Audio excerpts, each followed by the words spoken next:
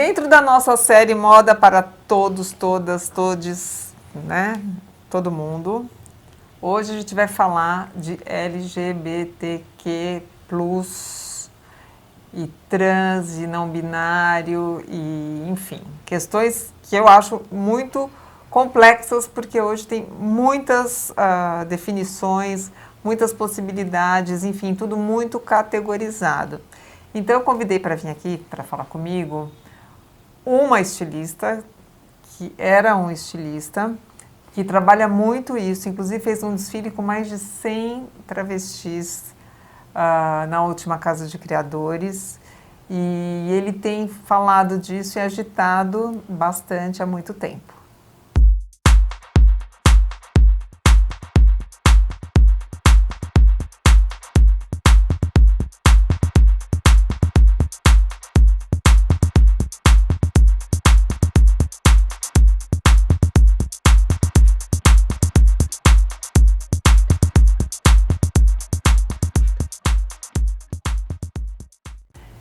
Então, Vicenta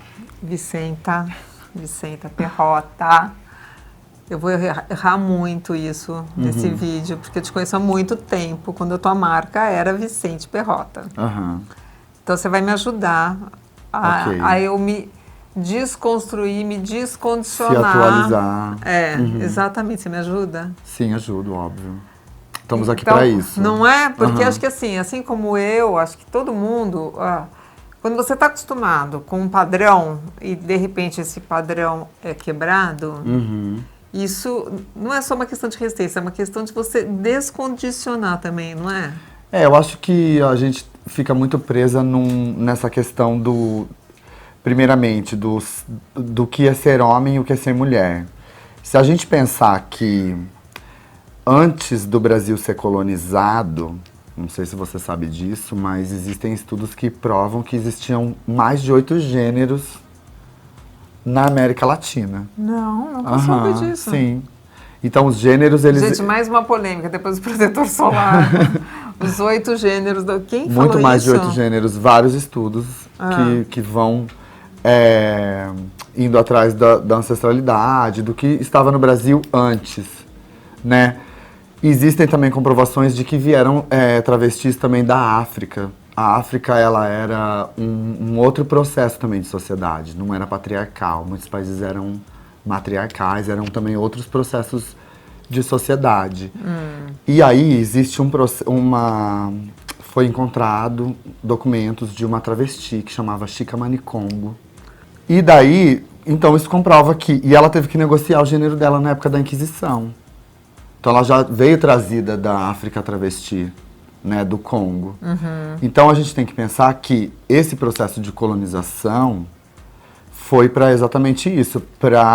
Eu vejo que é um processo do capitalismo mesmo, né, o processo de como vai ser montada a sociedade para a gente trabalhar em função da Europa. Como tudo. E aí veio a questão cristã, que a Bíblia, né, e vieram os padres e catequizaram os índios. Inclusive, índio tem um significado. Quem deu o nome para os índios foram os europeus. E índio significa sem Deus. E aí eu acho que quando você pensa em roupa, moda, consumo, isso tem tudo a ver, porque é muito mais fácil você vender para quem? Para homem e para mulher, né, a questão binária. Sendo que, te interrompendo, a roupa, gente, não tem sexo, até que alguém a use, não é verdade? Quem que determina se é uma roupa para homem e para mulher? A partir do momento que alguém usou aquilo, né? E o mercado, de fato, precisa de... nichos para ele poder construir. Eu vejo que, por exemplo, nesse processo neocapitalista que a gente está vivendo, o núcleo familiar, ele...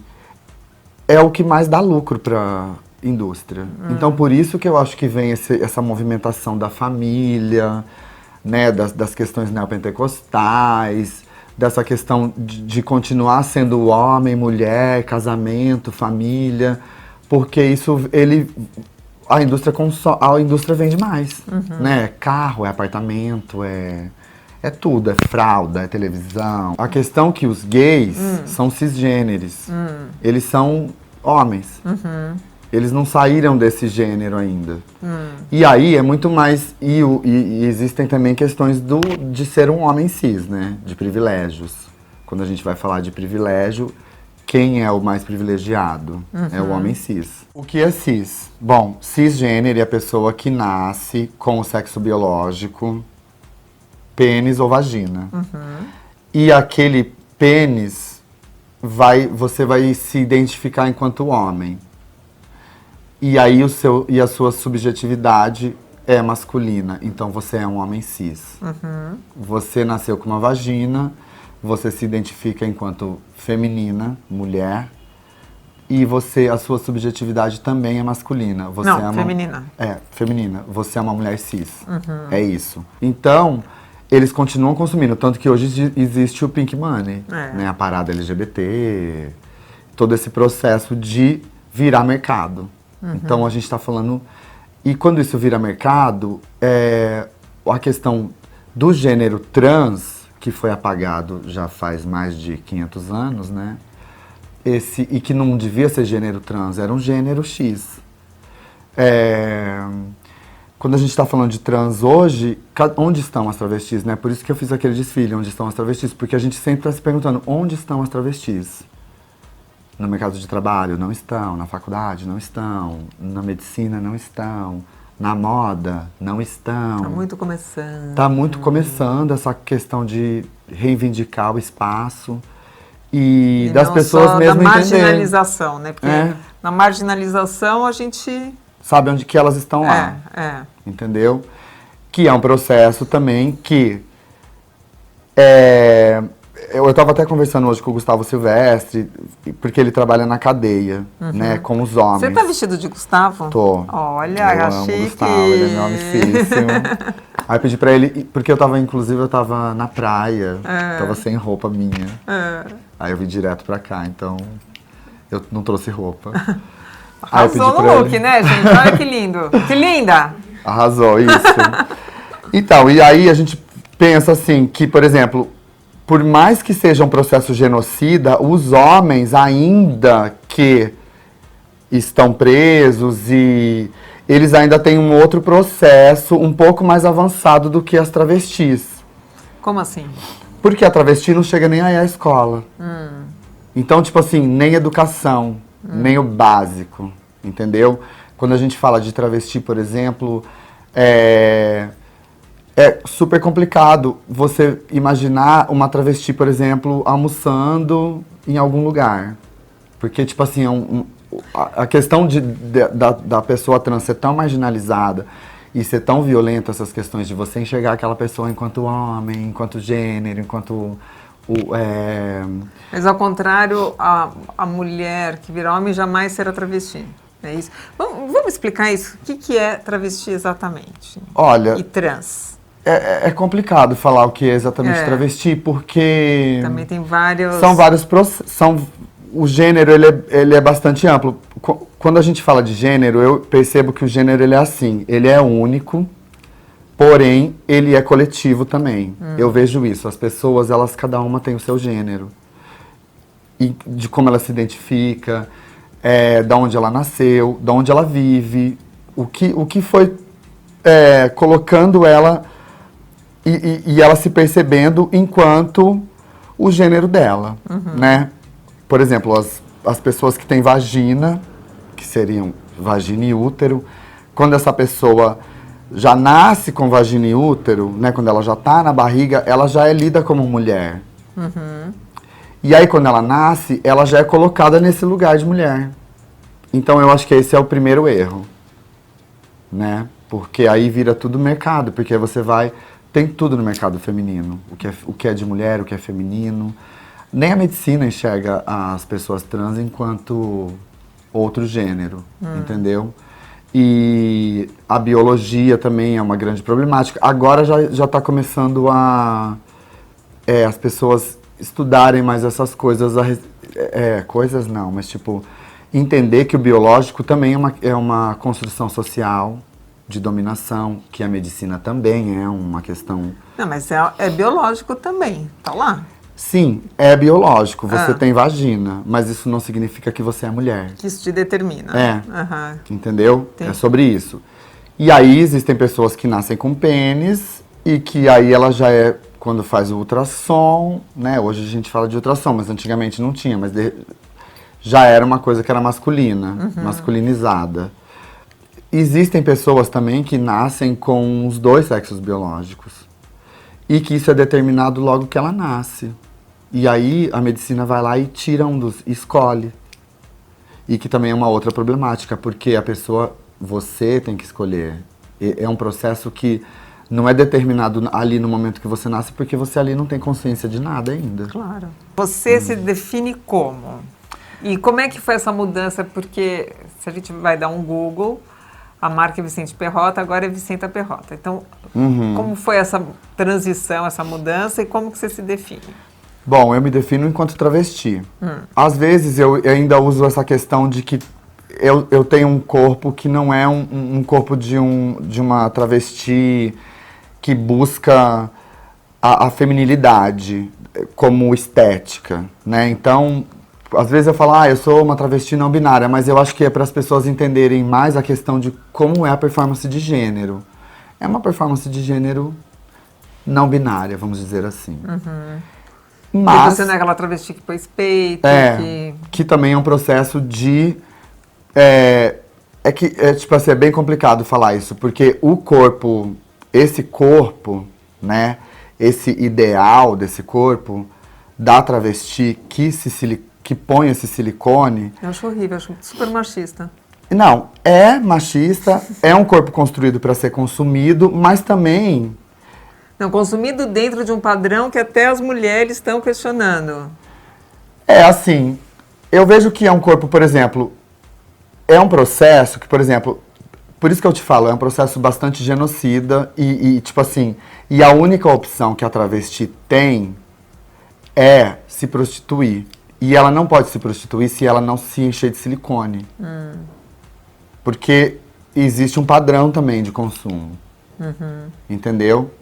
Então, é um processo que também, que eu digo, é um processo problemático, porém, é também um processo de que se você quiser fazer o seu silicone para você se sentir, porque você se acha mulher de fato, de fato, assim, que eu digo, você quer construir aquela estética feminina, o corpo é seu, você quer fazer, é isso, ponto final.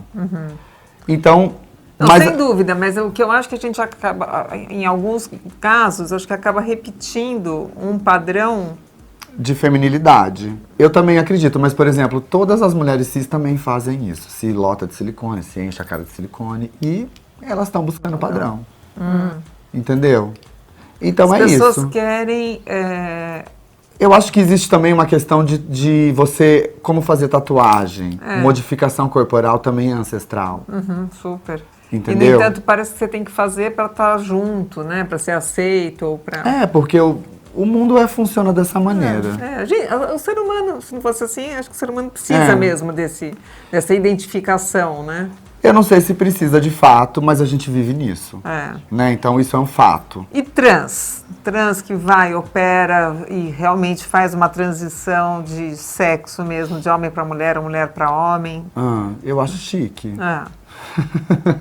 Inclusive a lei mudou recentemente, né? Sim. Quando a gente fala que pessoa trans, ela transiciona o gênero. Tipo assim, ela atravessa o gênero. E aí ela é uma pessoa trans. Só que o gênero trans, ele não é só travesti, ele não é só um gênero, né? Como eu tinha falado antes. Eu acredito assim, que existe cada tipo de... Por exemplo, você é uma mulher. E se eu perguntar pra você, olha, Lilian, o que é ser mulher pra você? Você vai se identificar de uma maneira. Você vai se identificar de outra. Você vai se identificar... Entendeu? E aí o corpo trans também tem esses atravessamentos. E aí, por isso que eu digo, eu sou travesti não binária, ela é travesti. Aí tem mana que se identifica enquanto trans, né? Porque também existem questões de atravessamentos sociais, atravessamentos locais, né? Atravessamentos raciais, né? Que a pessoa se identifica no gênero enquanto aquilo que ela tá ali. Por exemplo, o gênero travesti só existe na América Latina. Porque... E fora é o quê? Fora são outros gêneros trans. Por exemplo, na Índia são as irhas. Na Tailândia são as ladyboys, né? Lá na Tailândia tem uma questão muito da operação. É super forte, né, ladyboy na Tailândia. Porque é uma referência nas cirurgias de transição, né? Sim. De mudança de sexo. Todas as manas vão fazer lá, se eu não me engano. Agora no Brasil que eu acho que vai começar a... A Leia fez lá, né? A Leia até? Eu acho que sim. Fez na Tailândia, uma das que foi pra Tailândia.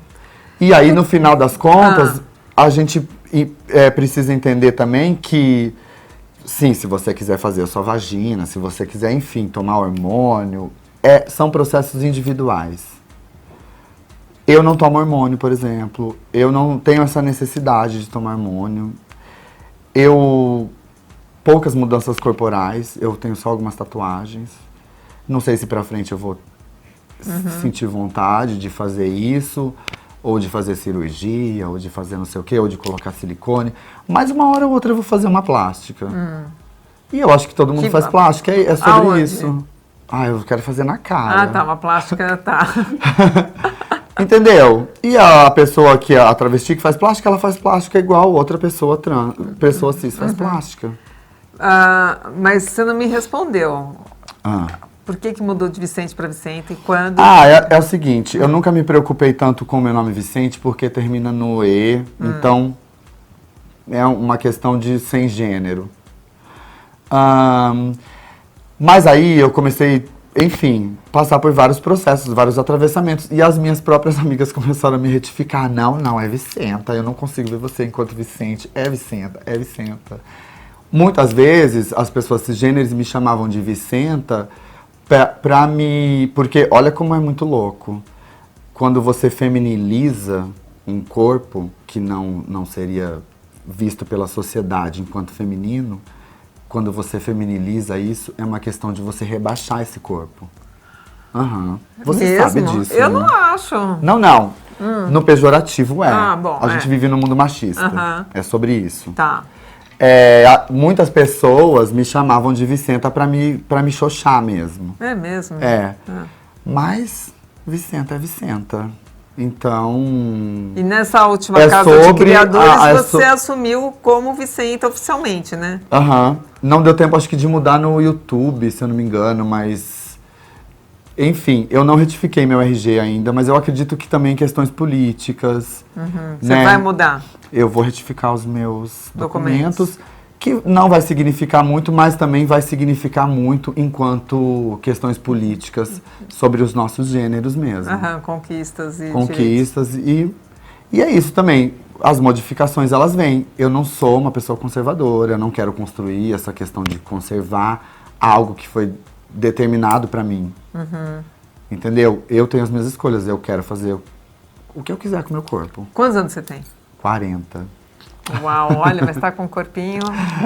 não, foi uma de brincadeira 35. péssima. Mas e como que você começou na moda? E como que você começou a trazer esse universo e essa questão para sua moda? Bom, eu comecei mais ou menos há uns 10 anos. Eu sempre conto essa história. Eu comecei trabalhando com design de joia e design de joias naturais. E aí começou aí. Em Campinas. Em Campinas. No interior de São Paulo. E aí começou já as questões sobre ancestralidade, porque tipo, eu pesquisava a semente, e aí, por exemplo, eu tô usando uma semente que chama jarina. Da onde vem essa semente? Acho lindo. De tal lugar, Amazônia. É o marfim da Amazônia, gente. É muito lindo. É uma pedra maravilhosa, é marfim natural. E, por exemplo, estou dando esse exemplo. E como é a sociedade que vive no entorno dessa árvore? E de que maneira que essa sociedade consome essa semente, por exemplo, né, pensando nos indígenas, de que maneira, como os indígenas eles lidam com o meio ambiente, com o consumo, né? É um outro processo, é um processo natural. Por exemplo, você não pode pegar a semente que está na árvore, você só pode pegar a semente que cai, porque se você pegar a que está na árvore, ela apodrece. Uau! Entendeu? E aí, E aí começou a vir todas essas questões de consumo, né? Aí eu passei por processos de que, por exemplo, chegou um belo inverno que semente não tá mais na moda. Mas espera um pouquinho, nessa época você já se identificava? Eu já era uma pessoa que o gênero já estava destruído, né? O gênero binário, vamos dizer assim. Mas eu não tinha essas questões também de como eu me identificava. Porque eu estava nesse processo artístico e por questões de privilégio, isso não era algo que me atravessava até então. Né? A semente parou de vender, eu comecei a trabalhar com restos de papelão e tecido. E aí eu comecei a desenvolver joalheria disso. E aí eu comecei a trabalhar com umas manas que bordavam. Já, E elas bordavam. E aí era um grupo de mulheres que bordavam. E aí começou a vir questões do feminismo, questões que eu já comecei a enxergar enquanto problemática, né? E como solução também. E daí eu peguei a minha grana e comecei a fazer roupa. Eu fiz um curso de joalheria com um cara que é muito foda, que ele chama Rodrigo Robson. Ele faz, tipo assim, as joias da Beyoncé, da Michelle Obama. Uau! E... Vamos chamar ele pra vir aqui no nosso canal, gente. Ele é chique, ele é tudo. Ele acho que mora nos Estados Unidos. Mas ele vira e mexe, tá no Brasil. Tá. E daí, fiz esse curso de joalheria e aí eu comecei a pensar na roupa enquanto única mesmo, como joia. Porque também, quando eu comecei esse processo de fazer roupa, foi mais ou menos na época do governo do PT, que começou a liberar a questão do MEI, do microempreendedor individual. E aí começou a abrir os pequenos ateliês. Porque antes era todo um processo assim, você só pode fazer 100 camisetas, só posso fazer 100 para você. E por conta desses processos, eu fui solucionando o meu trabalho. Uma peça, então eu preciso aprender a costurar, porque não vai dar para eu bancar uma costureira, para ela fazer 200 roupas iguais, não é sobre isso, entendeu? E aí eu fui construindo essa estética através da ressignificação mesmo da roupa. Que legal. Do lixo, aí eu comecei a comprar tecido no Brás. A partir disso, o tecido que sobrava eu fazia estamparia, porque eu não conseguia fazer estampa de silk, se não fosse mínimo 100. Aí eu comecei a desenvolver estampas de tecido, como se fossem os meus brincos, mas aí bordava também a estampa. Então eu passei por vários processos de upcycle e de ressignificação também. E aí foi daí, a partir do momento que eu comecei que aí, um certo momento, 2013, eu fui parar por questões... eu fui expulsa da minha casa, meu pai vendeu minha casa, a tragédia. Mas isso não foi uma tragédia que me fudeu, assim, desculpa, que me deixou mal, né? Deixou mal outras pessoas da minha família, mas... Porque teu pai vendeu, eu não entendi, vendeu Meu pai vendeu minha casa e tipo assim, tchau. Com dinheiro? Tchau, e tchau vocês, saem. Entendi. E aí... O resto da família, entendi. E que aí eu entendi também enquanto um processo do machismo, enquanto os homens, quando a gente está falando de aborto, por exemplo, os homens abortam o tempo todo, né? Porque meu pai, como outros pais, eles tipo, foda-se você, foda-se, eu quero viver minha vida, não tenho obrigação. Não tem vínculo. Não tenho vínculo. E no final, ele, pra poder pisar em tudo mesmo, né? Pra sentar em cima da cagada que ele fez, vendeu a casa e eu fui parar na moradia da Unicamp. Porque era o único lugar que eu tinha pra morar. Fui morar de hóspede numa casa que eu namorava um boy lá. Você não fez Unicamp? Não. Tá. Fiquei morando de hóspede, aí eu precisava já, porque Beto Lago, já ia fazendo Mundo Mix, fazendo roupa, ia rolar uma exposição em Bonito do Mundo Mix. E eu ia expor nesse evento. O Mercado Mundo Mix, gente, que existe há muitos anos, e o Beto Lago é um dos fundadores. Exatamente. O meu father da moda. E daí, eu precisava de um lugar para costurar. Eu fui embora, levei minhas máquinas, meus cabides, meus retalhos. Tchau, vou embora. Eu tinha um carro na época ainda, botei no meu carro e fui pra Unicamp. Chegou lá e descobri que tinha um ateliê, conheci a pessoa que era coordenadora do ateliê. Eram 2 ateliês, são ainda. Só que essa pessoa, ela era um aluno das visuais, e aí ele tava com um projeto dos dois, só que, tipo assim, é muito grande. E aí ele tava dando conta só de um. O outro ia ser o escritório. E eu comecei a trabalhar no ateliê. Nesse momento de 2013, aconteceram várias revoluções no Brasil. E, inclusive, na Unicamp, a reitoria foi ocupada. E eu fiquei produzindo. E eu tenho um processo de produção muito pesado. Eu fico produzindo muito tempo. E esses processos de exercícios mesmo. E aí eu fui começando a destruir as roupas. Lá na Unicamp, nessa moradia da Unicamp, na frente do meu ateliê, tem um ponto de ônibus, que todo mundo joga os objetos lá e as roupas. Aí foi um processo que eu falei, eu não preciso mais comprar. Eu já não comprava mais. Já por processos outros eu usava retalho. Lá eu comecei a destruir as roupas. E foi ali que eu comecei a destruir o gênero das roupas. E aí esse exercício. Foi uma coisa catártica mesmo, uma coisa Foi acontecendo. E também, dentro da Unicamp, o meu ateliê é um espaço de convivência. Então muita gente frequenta o dia inteiro. São alunos das sociais, são alunos que estudam sociologia, é a galera do Núcleo de Consciência Negra. Então ali começou a girar muita discussão política. E isso influenciava o tempo todo no meu processo artístico, porque eu estava lá costurando o tempo todo, sem parar. E essa criação sua virava que tipo de roupa, então? Virava... Eu gosto muito de malharia, por exemplo. Gosto de costurar no overlock, amo. Então eu pegava várias camisetas e aí eu comecei a destruir esses processos da padronização da moda. Aí eu comecei a ter ideias. Eu pego, tipo assim, enfim, eu tenho vários processos, né? Tem processos que eu corto a camiseta e aí eu junto 3. E aí já vira uma camisetona, com 3 golas e 2 mangas. Que eu também penso no gênero enquanto isso. Por exemplo, o gênero, ele é, como eu te falei, é um gênero que eu sou travesti, mas eu tenho outra corporalidade.